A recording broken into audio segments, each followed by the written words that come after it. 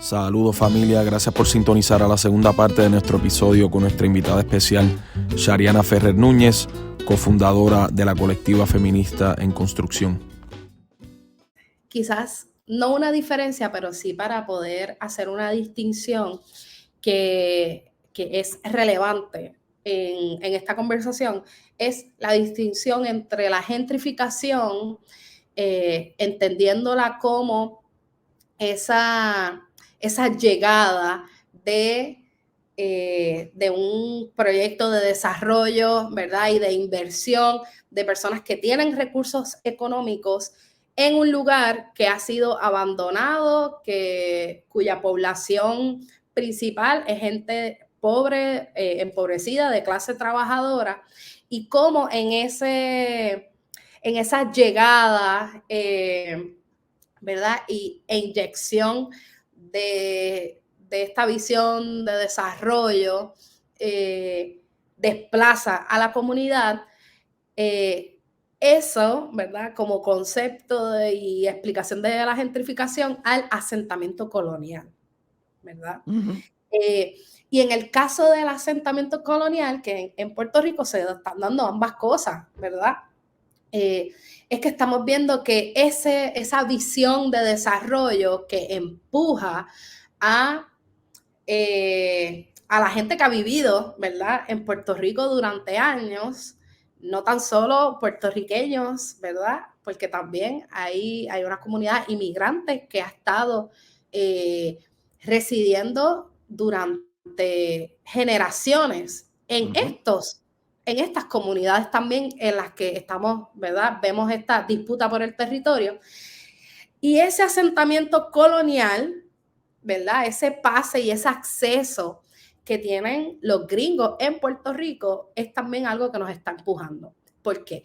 En la calle Loíza y todo lo que es aledaño a la calle Loíza, ¿verdad? Entiéndase, Machuchal, Villa Palmeras, ¿verdad? Hasta la extensión, irnos mucho más para arriba con Barrio Obrero. Pero vemos, ¿sabes?, áreas de Santurce que han sido pobladas durante generaciones por parte de la comunidad dominicana. Y ahí nunca habíamos visto, ¿verdad?, un grupo de unas comunidades, la comunidad dominicana que ha vivido, ¿sabes?, generaciones en estos barrios, ¿verdad?, de Santurce, y los costos de vida nunca se han disparado, ¿verdad?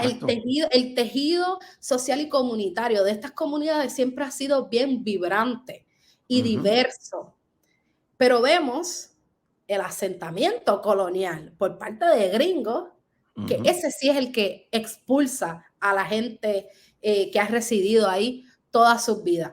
Y hago esta distinción porque en esa primera ola de gentrificación que se da en la calle Loíza, para utilizarlo como ejemplo, era gente boricua. O sea, ¿verdad? Eran los emprendedores bajo el discurso del empresario local y el apoyo local y las marcas locales que buscan, ¿verdad?, propiedades y ubicarse en estas comunidades, y que facilitó y aceleró el asentamiento colonial que vino después. Así que primero vinieron, ¿verdad?, como que gente del país con dinero sin ningún tipo de visión de desarrollo comunitario, sino uno de empresarismo social, que le abrió la puerta al asentamiento colonial que ha arrasado, ¿verdad? Que ya no son, la mayoría de las viviendas en la calle Loíza no son viviendas de alquiler a largo plazo, son de alquiler a corto plazo, ¿verdad? Son un montón de Airbnbs, y eso ha hecho que ahí se ve el desplazamiento. Eso está pasando en Río Piedras también. Eso está pasando en distintos lugares, ¿verdad?, de nuestro archipiélago en Puerto Rico. Y tú viendo esto sucediendo en tantos lugares en Puerto Rico, porque sucede en Vieques también, Rincón, Dorado, ¿qué soluciones tú ves para este tipo de problemas? Además de, obviamente, rescatar algunos edificios abandonados, que ese es uno de los lugares favoritos de ellos comprar, ¿no? Porque lo compran a bajo costo. Además de eso, ¿qué crees que sea una buena solución a la gentrificación en esa área? Pues a mí me parece que algo que hemos estado hablando en nuestra organización y en conversación con otras organizaciones es que necesitamos articular un proyecto político que vaya más allá de lo inmediato, ¿verdad? Porque entendemos y nos queda muy claro que la gentrificación y el desplazamiento nos está afectando y son temas urgentes, pero también son síntomas de un sistema capitalista, ¿verdad? De un sistema colonial que pone lo privado, ¿verdad? Que pone lo individual sobre los intereses colectivos. Y esa es una pelea que tenemos que dar, porque ahora hay un concepto que le llamamos gentrificación y hay un concepto que le llamamos el settler colonialism, ¿verdad? El asentamiento colonial, pero todas son expresiones de un modelo, de un proyecto colonial moderno que podemos trazar, ¿verdad? En su impacto en Puerto Rico, más de 500 años, ¿verdad? Y que expresamente su manifestación más actualizada con este modelo neoliberal lo vemos ya al final de la década de los 80, principios de la década de los 90. Y ese cambio o las maneras en las que se ha sofisticado este modelo capitalista bajo un gobierno neoliberal ha buscado la privatización de los servicios públicos, de los recursos que deben ser puestos en función al pueblo, y eso es lo que nos está gobernando actualmente, ¿verdad? Un modelo neoliberal que utiliza el discurso de la crisis para ejercer e implementar política pública, ¿verdad? Exacto. Hay crisis, necesitamos gobernar de estas maneras. Hay crisis y llevamos escuchando el discurso de la crisis en los pasados 20 años, ¿verdad? Y el tema de la deuda, hay que pagar la deuda y tenemos que obligarnos y nos obligan a aceptar la austeridad como norma. Y pues nos tenemos que negar a aceptar la austeridad como norma, a aceptar la carencia como una forma de vida colectiva en un país que es rico en recursos, ¿verdad? Es rico en talento y en posibilidad, y que simplemente esas riquezas no están siendo distribuidas colectivamente. Y el recurso humano también, ¿no? La fuerza laboral puertorriqueña es muy fuerte. Lo que sucede es que ha sido fragmentada, ¿no? Por las compañías privadas que lo que hacen es sobreexplotar. Ahora, yo creo que también tenemos que reconocer que todo lo que se construye encima de esa institución colonial no debe ser legítimo. No lo debemos de reconocer como legítima, incluyendo la legalidad, incluyendo las elecciones, porque estás hablando de una colonia la cual es impuesta dictatorialmente, ¿no? Por un imperio, y lo que ha hecho es implementar unas cosas que no son beneficiosas para el progreso común del boricua. Así que, ¿por qué no entonces comenzar a no reconocer esa autoridad o esa supuesta autoridad como legítima, ¿no? Incluyendo también esta gentrificación como tal y la deuda, la supuesta deuda, ¿no? Que esto no es culpa nuestra como tal. Así que yo creo que cuando el pueblo reconozca eso y no reconozca la autoridad de esta patraña, honestamente, porque el gobierno colonial de Puerto Rico yo no lo veo como algo, lo veo nada más como un instrumento adicional, ¿no? Del imperialismo, no lo veo como un gobierno legítimo, honestamente. Pero nada, al fin y al cabo, yo creo que cuando las personas comiencen a reaccionar y a reconocer eso, pues las cosas pueden ir cambiando poco a poco. Vamos a hablar un poco sobre el femicidio, porque esto es un tema bien sensitivo. He tenido amistades, ¿no? Que han sido víctimas de esto. ¿ok? Algo que me ha chocado mucho, ¿no? Porque a veces uno ve las noticias y sucedió un femicidio. No sé si es un aumento en femicidio o un aumento en el anuncio o en la publicación de esos femicidios. No es lo mismo, porque yo creo que también ha sucedido mucho en el pasado, simplemente no se cubría. Ahora, lo estoy viendo en muchos países, ¿ok? Pero hay unas diferencias nacionales, ¿no? De un país y otro. ¿Qué particularidad estás notando en los femicidios en Puerto Rico, ya que trabaja mucho el tema, ¿no? La colectiva ha sido bien activa contra esto, obviamente. ¿Qué particularidades has notado en Puerto Rico? Porque no me gustaría hablar de otro país, porque no vivo en esos otros países, ¿no? He vivido en Puerto Rico. ¿Qué particularidades notas en Puerto Rico? Pues yo creo que para quizás responder a algunas de las interrogantes que mencionaste en tu premisa, sí ha habido un aumento en números, En números también. en Wow. los casos de feminicidio en los últimos 2 años. Y algo que fue parte de nuestro trabajo en el 2018, cuando iniciamos la campaña para exigir que se declarara un estado de emergencia en contra de la violencia de género, pues partía del reconocimiento de que un caso de feminicidio ya era suficiente como para alertar una emergencia en el país. Y pues ahí estábamos trabajando con el aumento que se estaba dando no tan solo en la expresión de feminicidio, que es la muerte violenta de una mujer o de una persona feminizada por razón de género. Y en ese caso, también estábamos viendo el aumento significativo de las querellas y denuncias de violencia doméstica, las querellas dirigidas a agentes de la policía también, los casos de violaciones y agresiones sexuales que no habían sido ni siquiera procesadas por parte de el negociado de ciencias forenses, y había un montón de casos que habían sido denunciados cuyo material genético para poder identificar los agresores estaba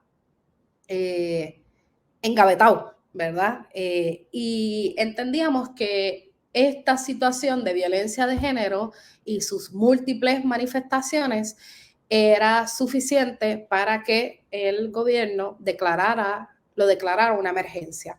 Y lo que permitía declararlo la emergencia era los recursos, la actitud, ¿verdad?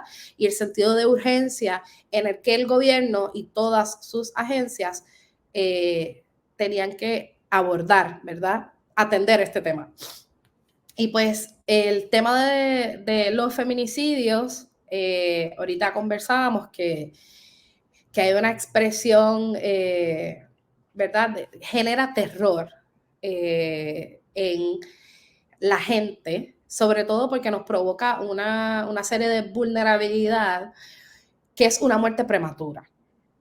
Entonces estamos viendo que la terminación de una vida que no se supone que terminara, ¿verdad? Que fue violentamente interrumpida, asesinada, no es tan solo la violencia que se ejerció sobre ese cuerpo, sobre esa persona y esa vida que deja de ser, sino también la violencia que se ejerce con todas las personas alrededor de esa vida que termina, ¿verdad? Entonces estamos hablando de la familia, de las amistades, de compañeras y compañeros de trabajo, de la comunidad, vecinos y vecinas, que se ven afectados por esa muerte.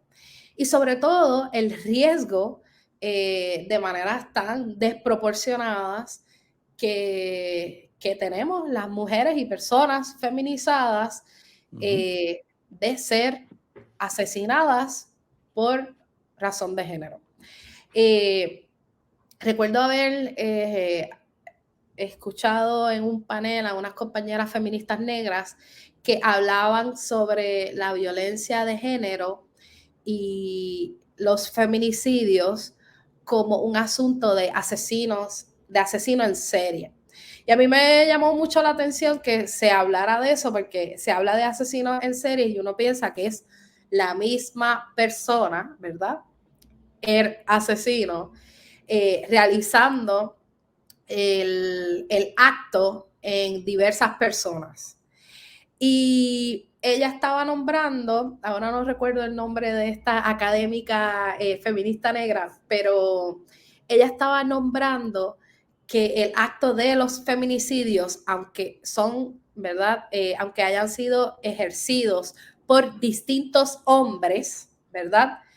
Sí cargaba una mentalidad de asesino en serie, porque en tanto el sujeto que está realizando el acto está constituido de las mismas formas. Es decir, un sujeto machista, ¿verdad? Eh, Posesivo, que toda la sociedad le construye como tal, ¿verdad? De decir, esto es mío, esto me pertenece, y como es mío y me pertenece, yo puedo hacer con él lo que a mí me dé la gana, ¿verdad? Y puedo ejercer esa violencia. Entonces, yo creo que sí, que si atendiéramos, ¿verdad? Yo coincido con esta mirada y esta teorización de pensar en la construcción de del hombre, ¿verdad? De el hombre como sujeto socialmente conformado en una sociedad patriarcal como un posible asesino en serie, en tanto no se cambie esa construcción del sujeto. Y pues, mano, la gente se tiene que deconstruir, ¿verdad? Sí. Se tienen que deconstruir, se tienen que repensar en relación a sí mismos y en relación a otra gente. Y yo creo que es una de las formas en las que podemos atender de manera muy intencionada y efectiva para ir erradicando la violencia de género en nuestro país. Y yo creo que a la pregunta que mencionabas de pues, cómo esto se compara, cómo es la situación de Puerto Rico en comparación con otros países de la región o con otros países en el mundo, yo creo que el principio patriarcal es un principio rector en muchas de las sociedades. Yo creo que todos los países y todas las naciones son patriarcales. Y, perdón. Así que, pues, quizás podemos decir, hay más números en proporción de casos de feminicidio en unas jurisdicciones que otras, pero la amenaza sigue siendo vigente en todos los lugares. Y pues, Exacto. ¿verdad? Por eso convocamos y llamamos a una internacional feminista que apunte, ¿verdad? A la erradicación del patriarcado donde quiera que esté, donde quiera que nazca. Y de eso vamos a hablar pronto también, del internacionalismo, ¿no? De la colectiva, porque han hecho un trabajo internacional muy bueno también. Y sí, coincido contigo, entiendo que uno de los grandes errores de la humanidad, ¿ok? En este caso, mayormente no del hombre, es no erradicar ciertas cosas porque simplemente son culturales y simplemente se han practicado por siempre, y por qué cambiar algo que ha funcionado, ¿no? Pero cuando nos autorrealizamos realmente como personas y estamos buscando cambios, hay que cuestionarlo todo. Hay que cuestionarlo todo porque se está manifestando en una violencia hacia mujeres que no merecen ser asesinadas o que le quiten la vida prematuramente, ¿no? Estamos hablando de que hay que cuestionar ciertos elementos de la cultura y cómo eso se va manifestando en violencia, porque el hombre biológicamente hablando nada más es mucho más violento que la mujer, ¿no? Y eso se debe a otras cosas cuando éramos comunidades quizás nómadas o que simplemente nos dedicamos a la agricultura. Estamos hablando miles de años. Obviamente hace falta esa violencia para la protección de invasores o de ciertos animales y lo demás, pero lamentablemente ese cambio, ese factor biológico, ¿no? Existe todavía, pero se ha manifestado y desarrollado en una cultura que permite que el hombre abuse simplemente por autoridad y sin ningún tipo de fundamento real o científico, ¿entiendes? Entonces, Pues no yo te voy a cuestionamos decir nada. que no. Sabes, como que yo difiero de esa apreciación y te voy a decir por qué. Porque Sí. el discurso, ¿verdad? La narrativa de lo biológico también es uno construido socialmente, ¿verdad? Yo creo que ¿sabes? Cuando nos asumimos de esa manera, ¿verdad? De pensar y de recaer en el discurso de lo biológico, estamos tratando de buscar y de darle cierta legitimidad a algo que ni siquiera tiene las bases materiales para sostenerse.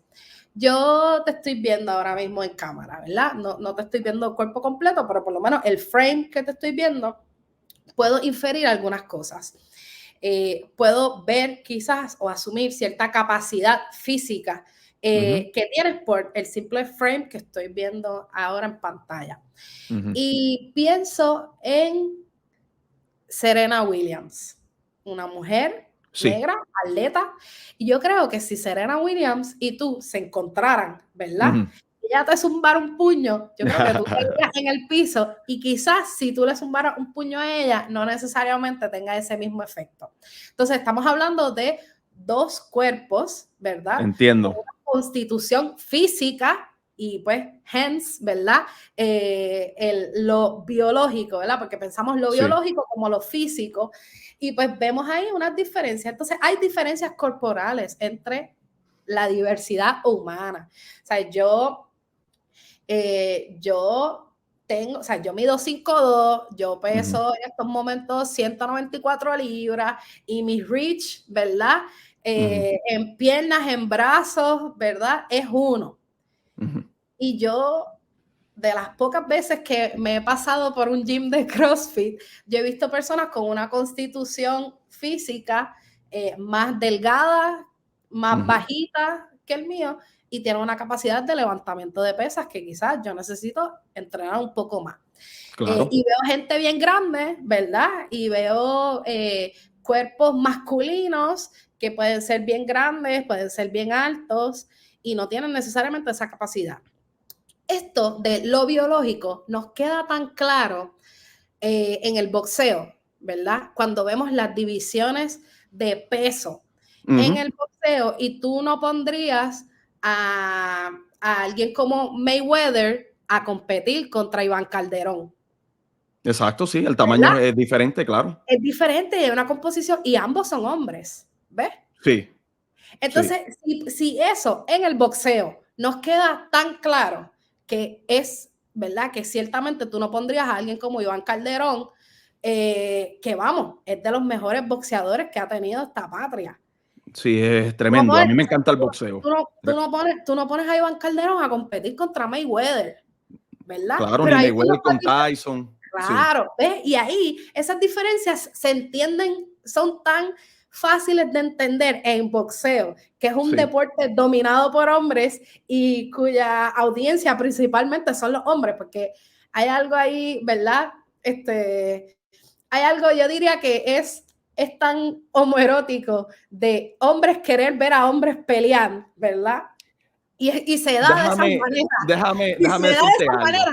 Pero entonces cuando empezamos a hablar de género, no, es que pues, ¿verdad? Los hombres son más fuertes que las mujeres. Pues no, mano, si toda mi vida a mí me toca estar en la casa encerrada, pues mi cuerpo va a reflejar eso, ¿verdad? Claro, Si a mí me claro, se toca, entiende. y ojo, porque también esa división es una que es hasta única en tanto a raza, porque las mujeres negras que fueron esclavizadas tenían que asumir el mismo trabajo físico, ¿verdad? Bajo el sol, de cortar caña, de recoger algodón, de sembrar y trabajar la tierra, mientras asumían otras cosas. Entonces, las mujeres negras esclavizadas no estaban en una condición de privilegio o separadas del trabajo manual que se le exigía a los hombres negros esclavizados. Entiendo, sí. En eso estoy de acuerdo lo contigo. biológico es una trampa. Lo biológico es una trampa. Entiendo tu premisa, pero mira, estoy en desacuerdo con algo. El ejemplo de Serena Williams, por ejemplo, eso es algo excepcional. Es algo porque ella es excepcional, ¿no? Serena Williams como atleta es yo diría, mi opinión, la mejor jugadora de tenis, independientemente masculino o femenino. Ella es una cosa impresionante. Pero la norma no es ese ejemplo que presentaste, ¿no? De que comparándome a mí, por ejemplo, con ella físicamente, eso no es la norma. La norma es que el hombre, en la anatomía del hombre es mucho más fuerte, ¿no? Por diferentes razones. No fuerte Pero en no te acabo de absolutamente dar todo. pero si te di un ejemplo, sabes, como que te quiso traer el ejemplo de Serena Williams para poder Sí, traer el ejemplo de los boxeadores, ¿ves? Porque, sí. claro, pero si tú quieres, mira, ¿cuándo tú vienes para Puerto Rico? La próxima vez que vengas para Puerto Rico, nos vamos tú y yo. Yo tengo Dale, si guantes, tú quieres. yo tengo unos guantes y son rositas, combinan con tu camisa y nos vamos. Mira, yo estoy segura, o sea, yo estoy de acuerdo, ¿verdad? Que si nos vamos bien, o sea, de manera bien meticulosa, pues claro que vamos a ver las diferencias de una super atleta con una condición física que entrena, Claro. o sea, que ha entrenado toda su vida en comparación con un Con sujeto alguien que no entrena, común. exacto. Pero Eso, mira, de acuerdo. el ejemplo del boxeo también, Iván Calderón no es mujer tampoco, que no ¿No? lo veo como un buen ejemplo. Sí es mucho más pequeño que Mayweather, por eso hay Claro. divisiones de peso, ¿no? Pero yo hablo en la norma, ¿no? En la norma, en la civilización humana. Estamos hablando que siempre se ha visto como algo negativo de que el hombre toca a una mujer. ¿Me entiendes? ¿Por qué será eso? Porque es que se supone que no lo haga, porque es que ya hay una fortaleza física que ya se convierte en abuso, ¿entiendes? Y no se debe de hacer. Pero Por es que eso es ese que mismo es frowned upon. principio, ¿verdad? De el abuso, que es cierto, ¿ves? Yo no estoy debatiendo el abuso. Yo estoy diciendo que cuando hablamos de abuso, no se Sí, limita a la cuestión de género. Es que también uno tiene que hacerse consciente de cuál es su capacidad, ¿verdad? claro, claro. Y cómo en relación a otra persona, esa capacidad puede estar en desventaja o puede estar en beneficio y en privilegio. Y esto no se limita únicamente a las relaciones entre mujeres y hombres. Claro. Porque si yo tengo más, o sea, tengo un poder adquisitivo y tengo recursos financieros, esos recursos me ponen en una situación de ventaja que si yo me relaciono con una persona que es pobre, está empobrecida, que está en una situación de estatus migratorio inestable, si está en una situación, ¿verdad? Que tiene una dependencia, uso de sustancias, pues yo estoy en una situación de privilegio. Claro, Y la claro. persona está en una situación de desventaja. Y esas son las cosas que tenemos que hacernos conscientes, porque si esencializamos, ¿verdad? Si decimos, todos los hombres están en una situación de ventaja en comparación a todas las mujeres, perdemos de perspectiva las diferencias entre el grupo de los Claro, hombres, porque los claro. grupos no son homogéneos. Y eso era lo que quería traerte con el ejemplo del boxeo. Incluso en la categoría de hombres, ¿verdad? Y en el boxeo masculino, hay diferencias. El grupo no es un grupo homogéneo. Y Claro, si no nos lo es. quedaría bien claro que alguien con mayor estatura, con mayor peso y con mayor masa muscular y capacidad, ¿verdad? Capacidad de golpe, está en una posición de ventaja contra alguien que no, pues eso es lo que debemos atender.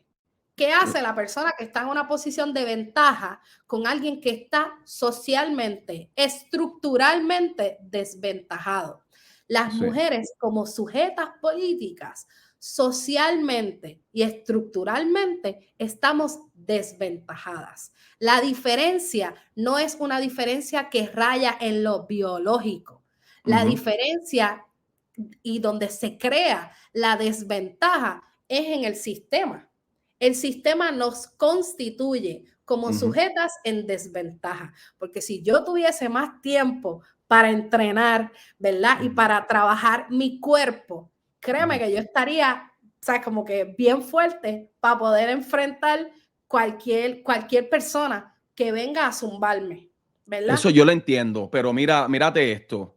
La norma no es que vayas a poder defenderte efectivamente con muchos hombres. ¿Me sigue lo que te quiero decir? Porque hay muchos hombres muy fuertes Fíjate, también. Claro, pero ¿sabes qué? Sí. Y si las mujeres, ¿verdad? Si esa fuese Sí. la norma en Ujú. las mujeres, ¿verdad? Y en lo que se constituye como mujer, pues Ujú. tampoco. Eso es Ujú. socialmente construido. Y Y podemos ver diferencias en otros lugares cuya, ¿verdad? Las estaturas y pesos promedio de las sujetas nacionales son mucho más altas. ¿Ves? Si tú buscas cuál es el promedio de estatura en Puerto Rico para hombres y mujeres, tú vas a tener unos números. exacto. Si tú buscas la diferencia de la estatura promedio en otras naciones, Ujú. perdón, en Salud, otras salud, naciones tranquila. vas a ver fluctuaciones. Y hay Claro, gente y hay mujeres, ¿verdad? Que son mucho más altas que hombres en otras regiones. claro, claro. Eso, ¿verdad? ¿Y a qué se debe Fíjate, las mi diferencias? punto, me encanta esta Las conversación diferencias se ven a porque los entornos eh, ambientales y a me, las condiciones en las me que se encanta esta conversación porque se tienen que dar, ¿no? Y a la gente le tiene miedo a esto, no sé por qué. Pero mira, de nuevo, el punto mío de la biología no era para justificar el acto, ¿no? Del hombre hacia la mujer, ¿ok? Porque no todos los hombres son iguales tampoco, ¿no? Hay hombres que entienden que no deberían de llegar al abuso, independientemente a quien sea, porque los niños y las niñas también sufren mucho, ¿no? No es tan solo la mujer, la persona anciana también, son diferentes géneros. Ahora, pero volviendo a lo de la anatomía y la violencia y la fisicalidad, tú pones a Leila Ali, ¿conoces a Leila Ali? Hablando de boxeo. Leila Ali, tremenda. A mí me encanta ella, su actitud y súper talentosa. Heavyweight dentro del boxeo femenino. Retirada ya muchos años.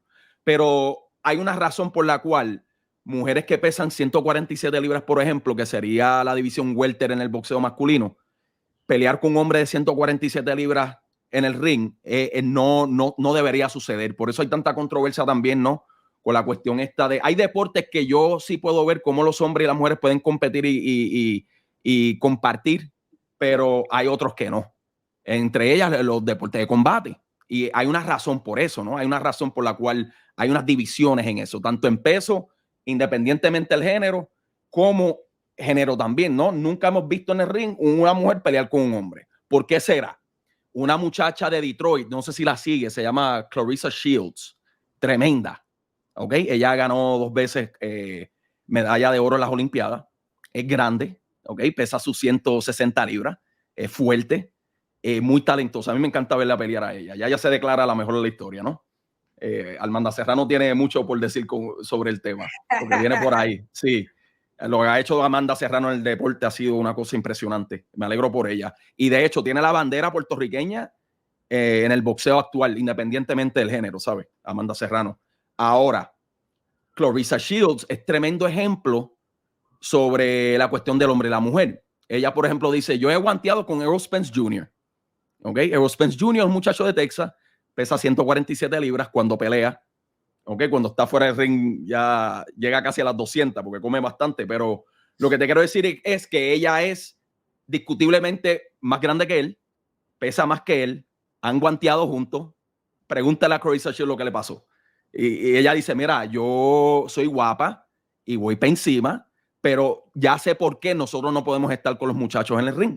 Ya entiendo, porque ya la pegada no es la misma, tú sabes, es un abuso, honestamente. Ahora, volviendo a mi argumento de la biología, yo lo que decía era que naturalmente el hombre es más violento que la mujer, independientemente a cuál país que tú vayas. La cuestión de la delincuencia, la cuestión del homicidio, la cuestión de las peleas físicas, ¿no? Independientemente del sistema político económico que uno encuentre, independientemente del país a donde uno vaya, el hombre predomina en esa categoría. ¿Por qué será? Simplemente por el sistema, porque biológicamente el hombre también tiene unos atributos o unas características, ¿no? Que son violentos. Uno ve chamaquitos jugando y los muchachos son como que bien agresivos. ¿Será eso nada más por la sociedad y el sistema político económico? ¿Hay un factor biológico envuelto ahí? Esa era Y mi inquietud. yo te digo que tus números, el número está bien, la explicación no.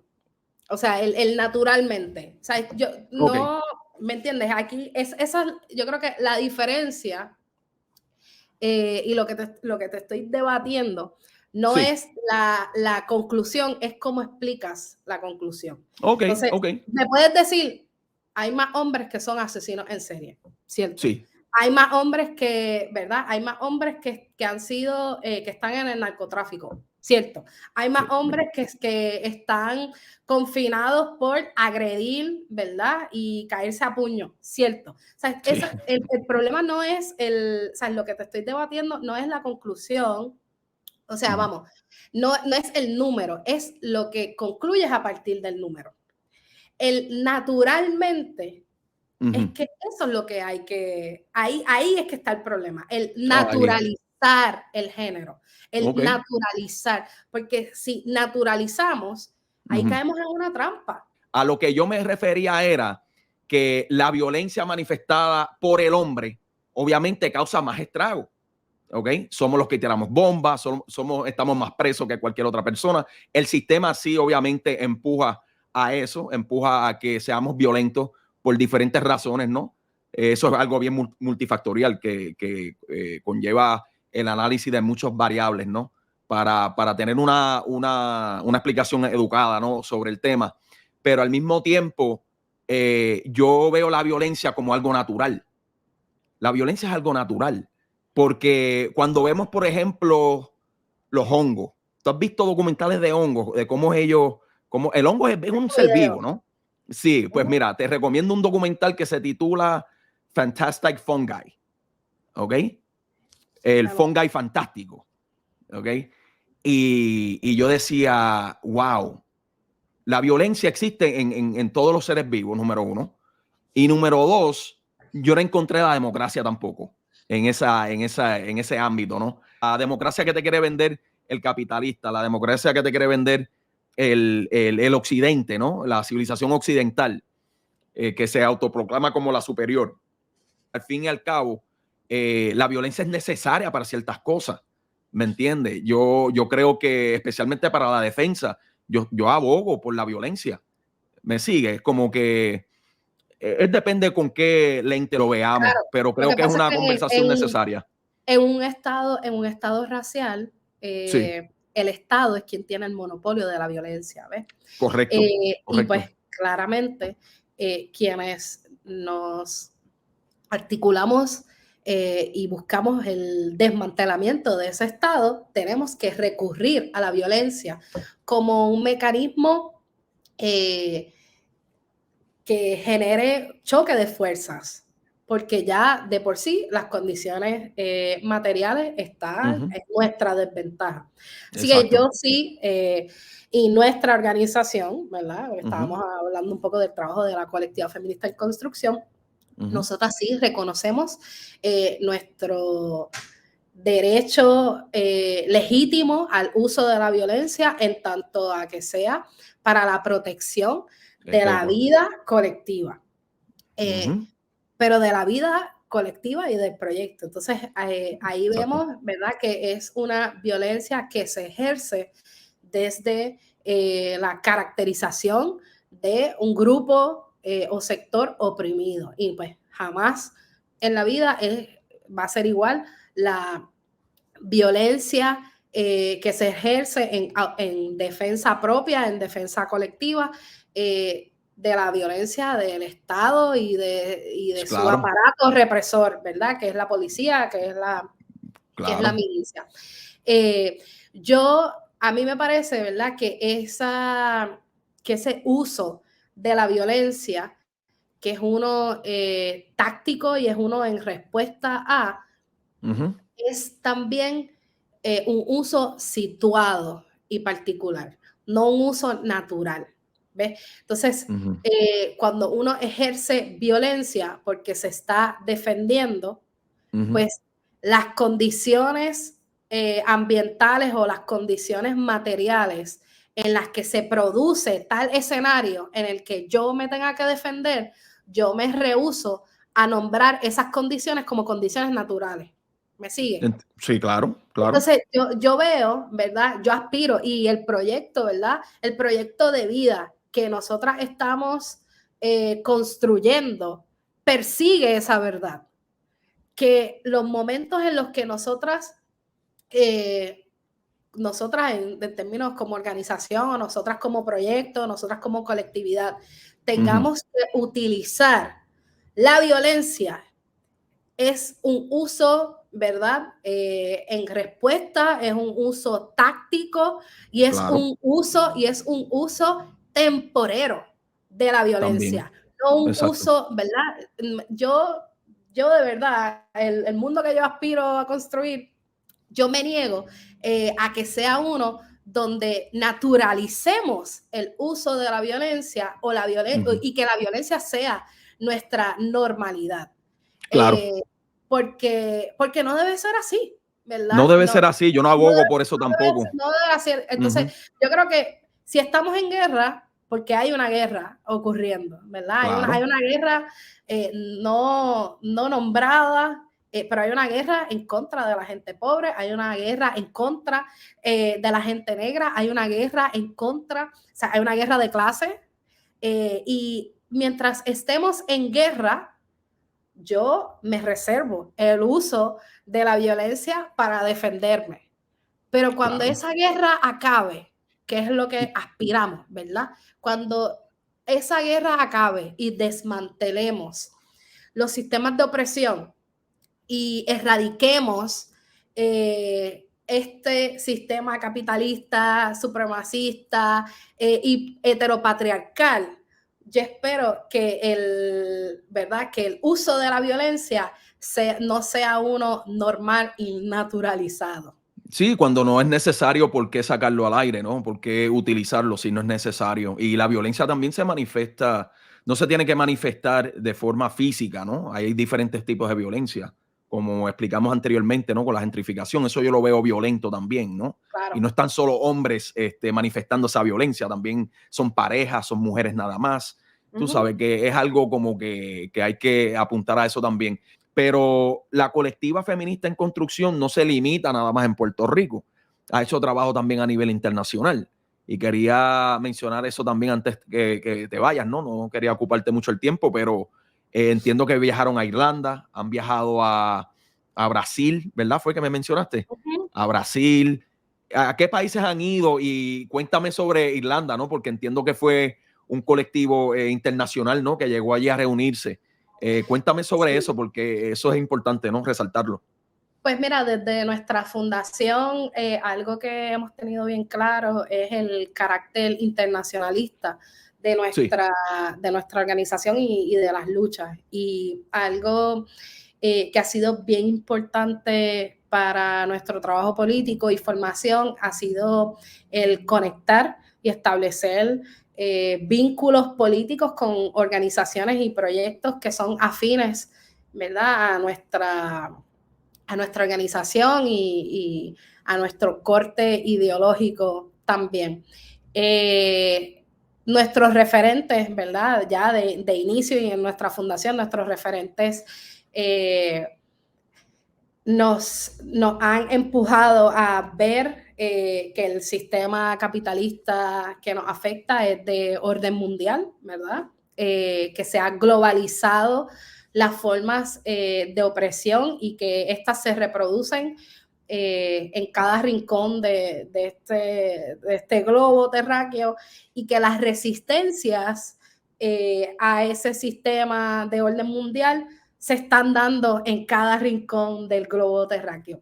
Hemos establecido relaciones con organizaciones afines que nos han formado, por ejemplo, en Brasil. Estuvimos el año pasado participando en una conferencia de geografías negras globales, donde pudimos conectar con varias compañeras y compañeros de la región sobre cómo pensamos pues un tanto el territorio y las relaciones geopolíticas en el marco de la supremacía blanca.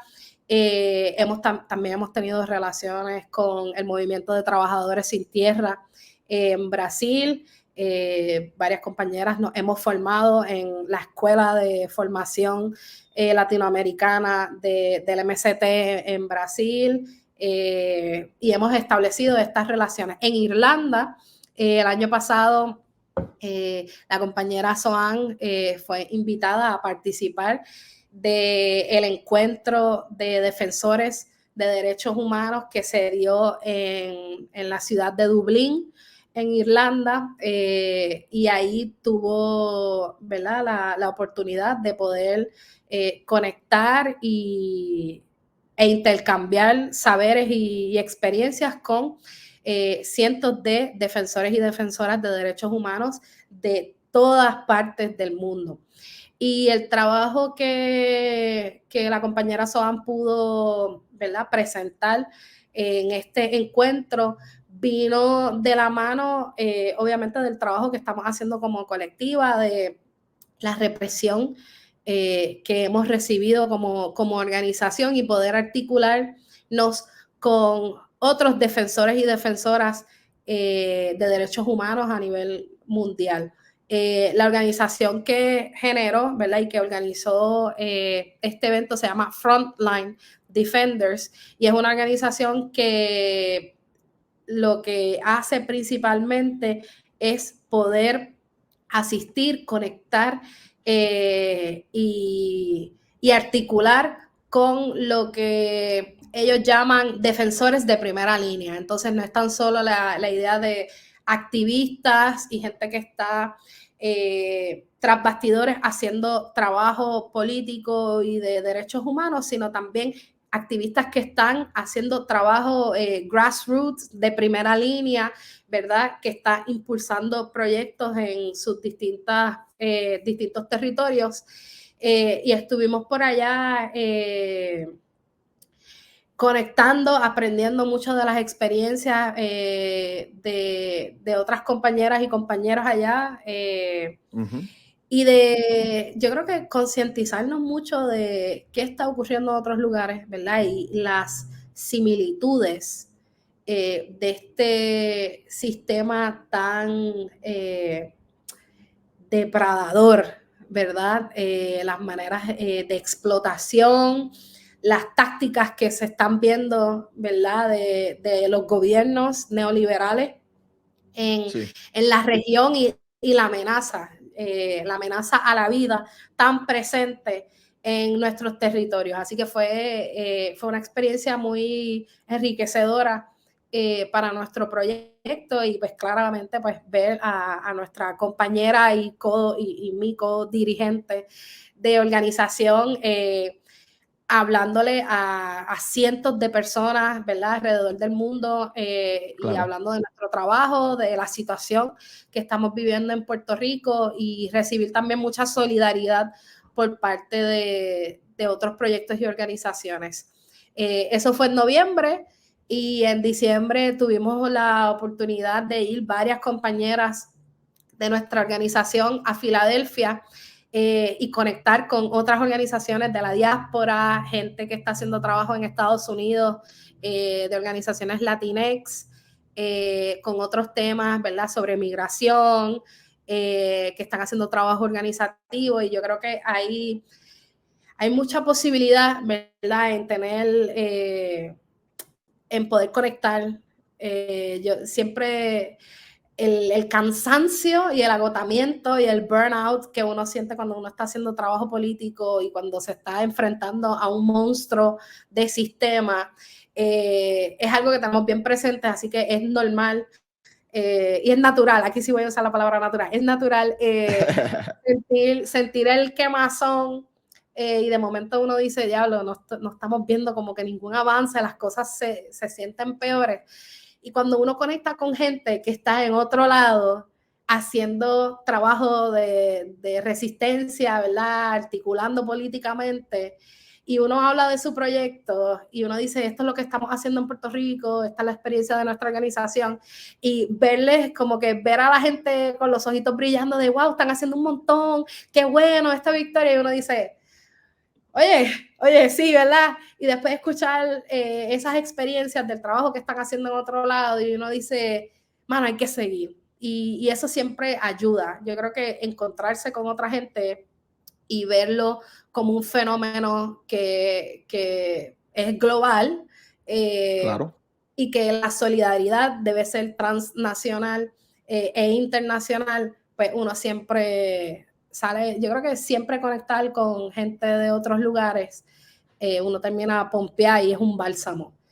Sí, Y yo creo, honestamente, le doy mis flores en cuestión a eso, en cuestión del aspecto internacional que tienen, porque la globalización, el neoliberalismo, el imperialismo, independientemente de qué país provenga, el capitalismo también, ¿no?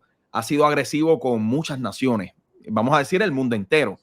Y entonces, obviamente, estas personas, pues viviendo más o menos las mismas realidades materiales que uno, pues van a sufrir de forma semejante. Y entonces es importante y revolucionario ese acercamiento internacionalista, porque si tienen básicamente el mismo opresor, ¿por qué no unirse contra ese tipo de violencia, ¿no? Así que cuando vi que viajaron para allá, me alegró un montón, de verdad. Y vi a Soban y mucho, ¿no? En las fotos y los videos y yo, qué chévere, hermano, de verdad que me alegra mucho eso porque es necesario ver las similitudes, cómo sufrimos, claro. ¿no? Y buscar soluciones realmente, porque los problemas sabemos cuáles son, ¿ok? Hemos apuntado de quién es el enemigo, hemos apuntado de quién es el agresor, pero yo propongo mucho, ¿no? Y abogo porque invertamos más en las soluciones, ¿no? ¿Cómo vamos a salir de esta camisa once varas? Porque es bien difícil, ¿no? Porque hace falta la dedicación de tiempo, hace falta la inversión de tiempo y de organización para poder salir de eso, porque es que el agresor no lo va a hacer por ti. Entonces, este tipo de vínculo es sumamente necesario. Pero para adelante, gracias de verdad por tu tiempo. Mira, pero ya sabes que cuando vengas para acá tenemos un match. Tenemos un match. Mira, tú estás, yo sé que ahora estás relajando, ahorita lo dijiste en serio. Yo jamás y nunca me pondría los guantes contigo. Jamás y nunca. Mira, no, Porque mira, yo practico el boxeo, ¿ok? No soy profesional ni nada. Mi tamaño engaña. Mi tamaño engaña y yo he aprendido mucho, ¿no? A mí me fascina el boxeo. Si puedes notar mi camiseta ahora mismo, es okay. de Eligio, es que Chocolate, ¿no? De Cuba, el legendario. A mí me fascina el boxeo y me encanta, ¿no? Que hayas traído el boxeo como Mira para ejemplo, allá. porque Lo hice, él, fue pura casualidad, de pura verdad. casualidad, pero yo no creo en Pero pues, casualidades, así que esta conversación hacía falta. Así que muchas gracias, que se sí. repita y vamos a otro round, tú sabes. Lo mío, yo debato, yo debato, Sí, pero lo mío, yo creo que parte de, o sea, yo no debato para ganar en ese sentido, sino yo creo que sí, es bien importante poder intercambiar saberes, y pues en la conversación, yo creo que siempre en una conversación que parte del respeto y que busca un mayor entendimiento, la verdad aflora en ese proceso, ¿verdad? En la medida en que dos personas, tres personas quienes estén conversando, ¿verdad? Estén buscando transformarse, ¿verdad? claro. Transformarse y transformar con quien están conversando. La verdad es la síntesis de ese proceso, ¿verdad? Y ahí el materialismo didáctico, ¿no? Sí, Y yo creo que eso es parte de la conversación. Agradezco mucho el espacio. Definitivamente tienes una invitación para tomarnos algo o comer cuando la próxima vez que estés por acá en Puerto Rico. Y sí, que sigan la conversación y toda esta mogolla, ¿verdad? Yo creo que parte sí, de sí, ese yo toco proceso. muchos temas por eso le llamamos así. Un compañero que comenzó con nosotros le puso el nombre y el mío era el menjunje, pero alguien lo tenía ya como podcast y no procedimos, pero, o sea, no seguimos con el nombre, pero le pusimos la mogolla por eso, ¿no? Porque cubrimos muchos temas. Pero te voy a dejar con una pregunta y esto es algo más, yo me hago muchas preguntas existenciales, ¿ok? Yo Okay. siempre estoy en ese viaje. Y yo creo que la humanidad ha sido demasiado arrogante para autoproclamarse como superior a los demás seres vivos. ¿Okay? Y yo creo en el biomimetismo, creo en que hay que considerar el medio ambiente ¿ok? No tan solo los seres humanos, ni como vivimos nosotros, no los seres humanos, pero también los animales, las plantas, ¿no? El reino de los hongos también, todo es parte de. Ahora, nosotros pertenecemos al reino animal, ¿ok? Y creo que somos tan intelectuales en comparación a los demás seres vivos que nos creemos superiores en muchas formas y creo que estamos en una gran equivocación. Y ¿por qué no considerarnos también o estudiarnos, ¿no? Tratar de salir de nuestras mentalidades y lo que conocemos y verlo y considerarlo como algo limitado y vernos también y estudiarnos como animales que somos, porque cometemos muchos errores que se manifiestan obviamente en la sociedad, en esta construcción social que hemos creado, dado a nuestra intelectualidad, pero al mismo tiempo creo que hay muchas limitaciones y es por la arrogancia que tenemos como seres humanos. Y esta cuestión de la violencia, esta cuestión del no entender, esta cuestión del egoísmo también, ¿no? Todo esto cae en juego. Creo que hay que considerarlo para mejorar como especie y como seres vivos, porque estamos viviendo una tierra que está viva, ¿ok? Estamos viviendo en un ambiente de que, como te mencioné los otros días, los hongos a mí no por el aspecto psicodélico realmente, porque eso es parte de, pero en el aspecto de su rol, ¿ok? En el mundo, es una cosa, y lo violentos que son y lo dictatoriales que son, pero hace falta ese elemento para que exista el balance que hay, ¿no? En el medio ambiente. Una cosa bien interesante. Pero nosotros, al ser tan arrogantes como seres humanos a veces, no vemos nuestras limitaciones o no consideramos ciertas limitaciones. Te dejo con eso a ver cómo eso cuadra, ¿no? Y cómo eso encaja dentro de la perspectiva, ¿no? Socialista e internacionalista de la colectiva. Y eso es una conversación para otro día, pero te quería dejar con esa. Oh, pues me llevo con eso. Yo creo que lo podemos seguir hablando. A mí hay algo que me gusta, que es la idea de la interdependencia. Y después vernos conectadas a no tan solo la humanidad como sujetos, pero también vernos conectadas con todo aquello que vive o que vivió, ¿verdad? O que tiene posibilidad de vida. Y sobre la idea de, a mí me gusta afirmarme animal, ¿sabes? Yo creo que vengo desde pues está esta poeta negra puertorriqueña, Ángela María Dávila, y muchos de sus escritos y de sus poemas giraban en torno a la idea de animal fiero y tierno. Entonces yo creo que ese balance de lo fiero y de lo que resiste, pero también la posibilidad de ternura y de cuidado de un animal.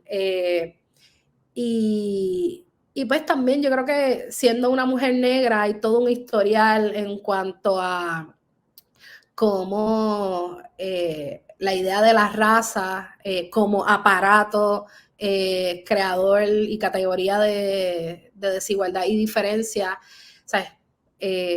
Ese proceso de deshumanización que históricamente ocurre con las personas negras y racializadas para que fuesen, ¿verdad?, esclavizadas, pues éramos animales, ¿verdad? Se nos consideraba y se nos constituyó como animales. Y yo creo que en ese mirar y de pensarnos como animales, se nos quitó humanidad cuando la humanidad representaba, pues, nuestro deceso. Yo creo que la ruptura de lo que constituye nuestro ser. Así que pensarme animal, ¿verdad? El crear, si los humanos eran los blancos, ¿verdad? Y eran los europeos y los de Occidente, eso era lo que constituía el ser humano. Pues mira, mucha honra me nombro animal y con mucho orgullo me pienso parte de ese reino animal y de eso que tiene vida y que es interdependiente de sí, porque en el mundo animal, ¿verdad? En el mundo no humano, más bien en el mundo no humano, hay mucha interdependencia y conexión, ¿verdad? De la misma manera en que la caza, la pesca, ¿verdad? Hay una relación la vida sostiene vida, ¿verdad? Y lo que Sí, deja de ser y lo que deja de tener vida sostiene a su vez la posibilidad de vida. Entonces pensarnos incluso la conexión entre, ¿verdad? La vida no animal, ¿verdad? Y los árboles y las plantas y los hongos como quienes transitan ambos, ¿verdad? Yo creo que me parece el hecho de que los hongos como lo que descomponen la vida para poder dar paso a nutrir. la existencia de otra. ¿Sabes? Como que yo creo que ahí, pues así, es un viaje muy, muy intelectual y filosófico que definitivamente con tu bebida de preferencia, cuando vengas para acá, podemos tener esa conversación de cómo nos Sí. pensamos en relación a otros seres vivientes, ¿verdad? Sí, porque Aquí, nosotros acá hablando de Occidente y del imperialismo, pero hay animales que si pudieran hablar en nuestro idioma. ¿Me sigue? ¿De qué sí, diablo estás hablando de violencia? Si ayer me mataste a 3, ¿me entiendes? Para poder comer y la comida fue de lujo, ¿no? Porque hay una ley universal aquí que tienes que matar para comer, como mencionaste anteriormente, ¿no? En otras palabras, uno tiene, independientemente si es una planta, un hongo o cualquier animal, ¿no? Del reino, hay que matarlo para poder comer, ¿ok? Así que, y los hongos al final y al cabo ganan porque te consumen a ti, independientemente sea feminista, comunista, capitalista, hombre, mujer, te va a consumir como quieras y tires bombas nucleares o no, seas violento o no, no discrimina, ¿no? Y yo lo vi algo bien revelador, me abrió mucho la mente, ¿no? Así que conversamos sobre eso en otra ocasión porque creo que eso debe de tener un espacio dentro del discurso político y el entendimiento, ¿no? Lo que es ser honesto con el medio ambiente. Pero procedemos. claro Muchas que gracias, Shariana, de verdad. Que se repita. igual. Gracias, Bien. gracias.